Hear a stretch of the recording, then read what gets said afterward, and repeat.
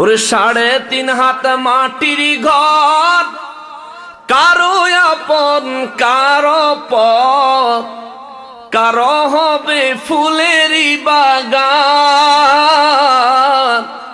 কারো বা হবে জাহান্নাম।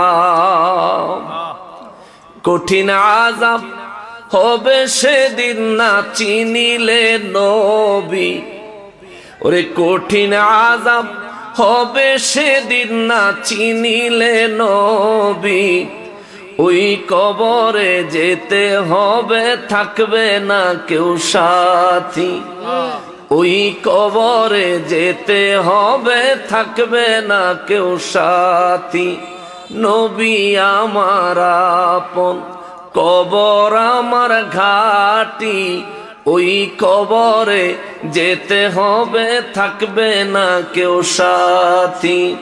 থাকতে হবে নিরালায়, একা একা বাসতলায়। থাকতে হবে নিরালায়, একা একা বাসতলায়। চতুর্দিকে রবে শুধু মাটি, চতুর্দিকে রবে শুধু মাটি। ঠিক কিনা মুসলমান রে? ও মুসলমান, আদরের বিবি, পরিবারের সন্তান, আদরের সন্তান, কলিজার টুকরা সন্তান, কেউ আপনার সাথে কবরে যাবে না, কবরে যাবে না।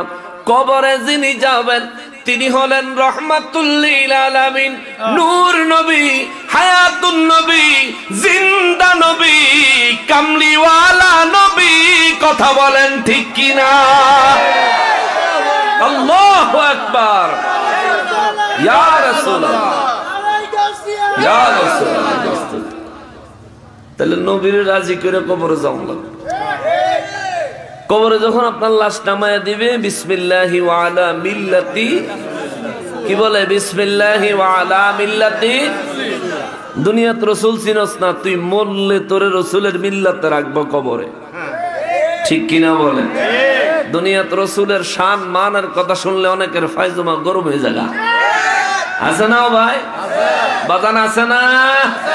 তুই মরিস না, তুই মরিস না, নাহলে তুই ওসিয়ত করে যাস আমি মরলে কবর দিস না, ফেরাউনের মতো টাঙ্গায় রাইস। ঠিক কিনা বলেন?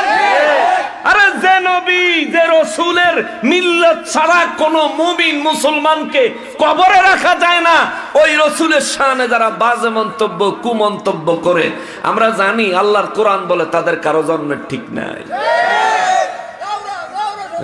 আস্তে, এটা আল্লাহর কোরআন বলে তাদের জন্মে গন্ডগোল আছে।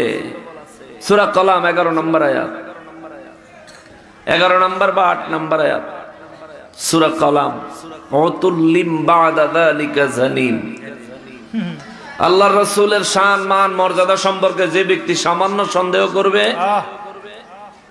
সামান্য পরিমাণ সন্দেহ যে ব্যক্তি পোষণ করবে, ওই ব্যক্তির জন্ম সম্পর্কে আল্লাহ বলেন উতুল্লিম বাদা যালিকা জানিম। ওর জন্ম কোথায় হয়েছে জানি আমি আল্লাহ, জানে আমার হাবিবুল্লাহ, আর জানে ওর মায় ওই ফাদাম দামায়, জানে না যারে বাপ ডাহেডা তার আব্বা না। ঠিক কিনা বলে? মুসলমানেরা রে, আমার পেয়ারা নবীর উম্মতিরা রে, রব্বুল ইজ্জত বলেন ওয়া হুয়াল কাহিরু ফাওকা ইবাদিহি। বান্দারে, ও বান্দা, আমি হলাম ওই রব, বান্দাদের সমস্ত বিষয়ের উপর আমি আল্লাহর আধিপত্য আছে, ক্ষমতা আছে। তোরে বাঁচায় রাখার ক্ষমতা আমার হাতে, তোরে মৃত্যু দেওয়ার ক্ষমতা আমার হাতে, তোরে রিজিক দেওয়ার ক্ষমতা আমার হাতে, তোরে সুস্থ রাখার ক্ষমতা আমার হাতে, তোরে অসুস্থ করার ক্ষমতা আমার হাতে, অসুস্থ হওয়ার পর সুস্থ করার ক্ষমতা আমার হাতে, বিপদে ফালানোর ক্ষমতা আমার হাতে, বিপদ থেকে বাঁচানোর ক্ষমতা আমার হাতে, মুলকিয়তের মালিক বানানোর ক্ষমতা আমার হাতে।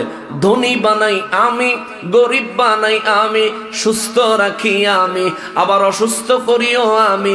এক কথায় গোটা সৃষ্টি জগৎ আমি আল্লাহর কুদরতে চলে রে। অতএব তুই নিজেরে আমি আমি আমি আমার আমার আমার আমার বলে নফসানিয়তে পড়ে নিজেকে বরবাদ আর ধ্বংস করে জাহান্নামের পথের দিকে ধাবিত করিস না রে বান্দা। সাবধান হয়ে যা, তোর জীবনের সমস্ত কাজগুলি ফেরেশতারা লিখতেছে লিখতেছে লিখতেছে। তুই যদি মনে করো এই লিখতে লিখতে কিয়ামত হয়ে যাবে, তুমি ভুল ভাবছ।